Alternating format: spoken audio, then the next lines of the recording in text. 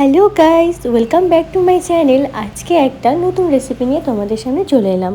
তো রেসিপিটি হলো ফুলকপির ডালনা। আর শীতকালে কিন্তু এই ফুলকপির ডালনা খেতে ভীষণই ভালো লাগে। তো তোমরা কিভাবে বানাও আমি জানি না, কিন্তু আজকে আমি ফুলকপির ডালনাটা ঠিক কী করে বানাই চলো তোমাদেরকে দেখাই। তো তোমরা কিন্তু ভিডিওটির সাথে থেকো, আশা করছি ভিডিওটি তোমাদের ভীষণ ভালো লাগবে।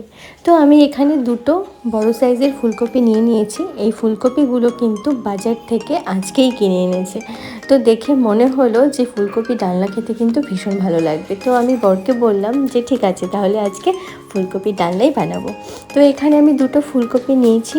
এবারে ফুলকপির ডালগুলো ভেঙে ফুলটাকে কেটে নেব, আর তারপরে ছোট ছোট করে খণ্ড খণ্ড করে নেব।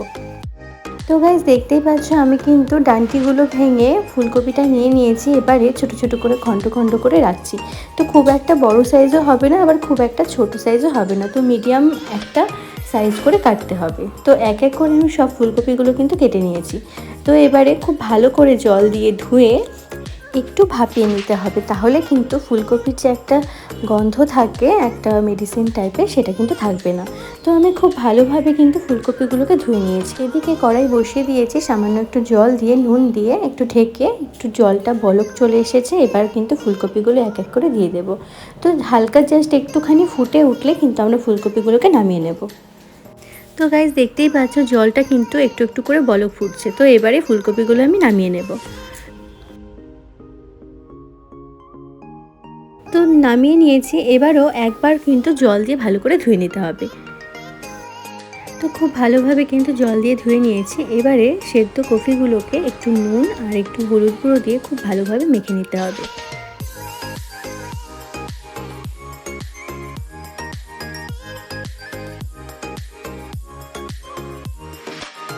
তো আমি নুন আর হলুদ গুঁড়ো দিয়ে খুব ভালোভাবে কিন্তু ফুলকপিগুলোকে মেখে নিয়েছি। এবারে কড়াইতে সাদা তেল দিয়ে দিয়েছি।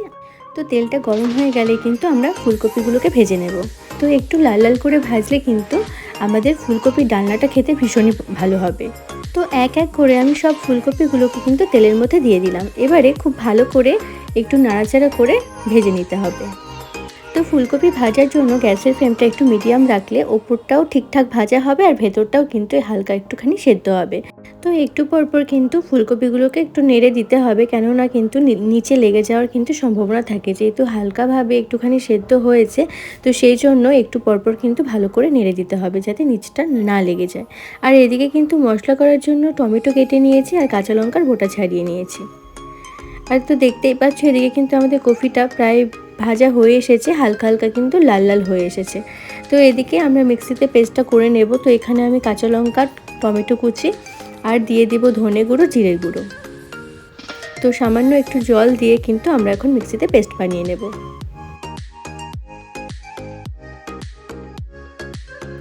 আর এদিকে কিন্তু ফুলকপি রান্নার জন্য আমি আলুগুলো ডুমডুম করে কেটে নিয়েছি। তো আলুগুলোকে খুব ভালো করে জল দিয়ে ধুয়ে নেব। আমাদের কিন্তু ফুলকপিগুলো খুব ভালোভাবে ভাজা হয়ে গেছে, এবার কিন্তু তুলে নেব। তো গাইস, দেখতেই পাচ্ছ ফুলকপিগুলোকে কিন্তু আমি নামিয়ে নিয়েছি। তো দেখে বুঝতেই পারছো ঠিক কেমন টাইপের ভাজা হয়েছে। খুব একটা ভাজাও না, আবার কিন্তু খুব একটা কাঁচাও সেরকম থাকবে না, মানে একটু লাল লাল করে হালকা সেইভাবে করে কিন্তু ভেজে নিয়েছি। তো এবারে ওই কড়াইয়ের মধ্যেই তেল দিয়েছি, সাদা তেল। তো তোমরা চাইলে সর্ষের তেলও দিতে পারো। আর ফোড়নের জন্য দিয়ে দেবো গোটা গরম মশলা আর গোটা জিরে। এবারে কেটে রাখা আলুগুলো এক এক করে তেলের মধ্যে দিয়ে দেব। তো আলুটাকে কিন্তু একটু ভালো করে ভেজে নিতে হবে, লাল লাল করে, তাহলে কিন্তু ডালনাটা খেতে ভালো হবে। তো হালকা আছে কিন্তু আলুগুলোকে আমি ভেজে নিচ্ছি। তো গাইস, দেখতেই পাচ্ছ আলুর কালারটা কিন্তু চেঞ্জ হয়ে এসছে, অনেকটা লাল ভাব চলে এসেছে। তো আরেকটু নাড়াচাড়া করে মিক্সিতে যে পেস্ট বানিয়েছি, তো কাঁচা লঙ্কা, টমেটো আর ধনে জিরে গুঁড়ো একসঙ্গে কিন্তু পেস্ট হয়েছে। তো তোমরা দেখতেই পাচ্ছ, সেটা কিন্তু এবারে ঢেলে দেবো। আর মশলাটা কিন্তু খুব ভালোভাবে কষে নিতে হবে।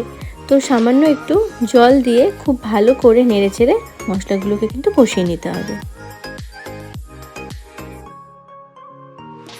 এবারে একটু কালারের জন্য আর স্বাদটাকে বাড়ানোর জন্য অ্যাড করে দেব সামান্য একটু চিনি। তো তোমরা চাইলে চিনিটা নাও দিতে পারো। তো সামান্য একটু তোমরা শুকনো লঙ্কার গুঁড়ো দিতে পারো, যেহেতু আমি কাঁচা লঙ্কা দিয়েই রান্নাটা করছি তো শুকনো লঙ্কাটা দেবো না। তো এবারে একটুখানি নুন দিয়ে দেব। তো খুব সামান্য পরিমাণে দিলাম, যেহেতু ফুলকপি সেদ্ধ করার সময় নুন দিয়েছিলাম, তারপরে ফুলকপি ভাজার সময় একটু নুন হলুদ দিয়ে মাখা হয়েছিল, তো সেই জন্য কিন্তু খুব একটা বেশি নুন দিলাম না, পরে টেস্ট করে নুন অ্যাড করে দেব। এদিকে কিন্তু আমাদের মশলাটা অনেকটা কষে এসেছে, দেখতেই পাচ্ছ। আর একটু নাড়াচাড়া করে ভালো করে কষে নিলে কিন্তু মশলা থেকে তেল ছেড়ে দেবে। তো এইভাবে করে আমরা কিন্তু একটু পরপর নাড়াচাড়া করতে থাকবো। তো গাইস, দেখতেই পাচ্ছ মশলাগুলো কিন্তু খুব ভালোভাবে কষানো হয়ে গেছে। এবারে ভেজে রাখা ফুলকপিগুলো এক এক করে মশলার মধ্যে দিয়ে দেব। তো আমি সব ফুলকপিগুলো একসঙ্গে দিয়ে দিলাম। এবারে খুব ভালো করে কিন্তু সবটা মিশিয়ে নিতে হবে। এবারে সব মশলার সঙ্গে আলু তো কষে গেছে, তো ফুলকপিটাকে কিন্তু খুব ভালো করে একটু কষিয়ে নিতে হবে, তাহলে কিন্তু ডালনার টেস্টটা খুব ভালো আসবে। তো এরকমভাবে হালকা আছে কিন্তু কপিগুলোকে কষিয়ে নিতে হবে।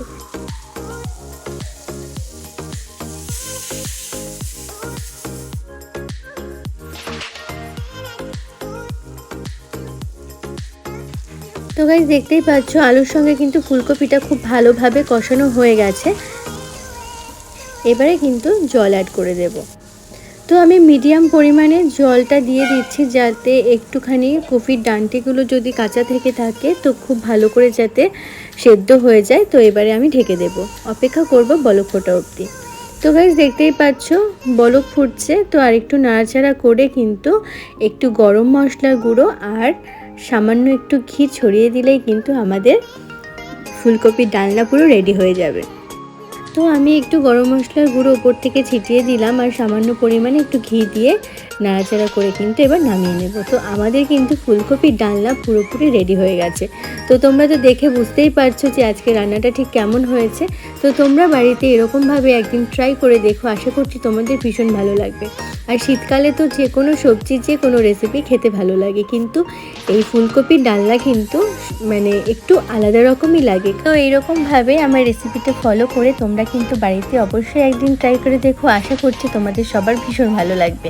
তো আজকের রান্নাটা তোমাদের ঠিক কেমন লাগলো অবশ্যই কিন্তু কমেন্ট বক্সে মেনশন করবে। আর আজকের মতো ভিডিওটি আমি এখানেই শেষ করছি। তো তোমরা ভালো থেকো, সুস্থ থেকো। আর এখনও অবধি যারা আমার চ্যানেলটিকে সাবস্ক্রাইব করোনি, চ্যানেলটিকে সাবস্ক্রাইব করে দিও, পাশে থাকা বেল আইকনটি প্রেস করে দিও, যাতে আমার নতুন নতুন ভিডিও তোমাদের কাছে খুব তাড়াতাড়ি পৌঁছে যায়। আর যারা আমার প্রতিদিনের ভিডিও দেখো তারা ভিডিওটিকে একটা লাইক কমেন্ট শেয়ার করে দিও। আর যারা ফেসবুক থেকে দেখছো আমার পেজটাকে ফলো করে দিও। আর যারা ইউটিউব থেকে দেখছো তারা আমার ভিডিওটিকে একটা লাইক কমেন্ট করে দিও। তো আমার তো ফুলকপি দেখে ভীষণই খেতে ইচ্ছে করছে, তো আমি খেয়ে নেই। তো আজকের মতো ভিডিওটি এখানেই শেষ করছি। তো তোমরা ভালো থেকো, সুস্থ থেকো। আবার দেখা হচ্ছে নতুন কোনো রেসিপি নিয়ে। তো আজকের মতো টাটা।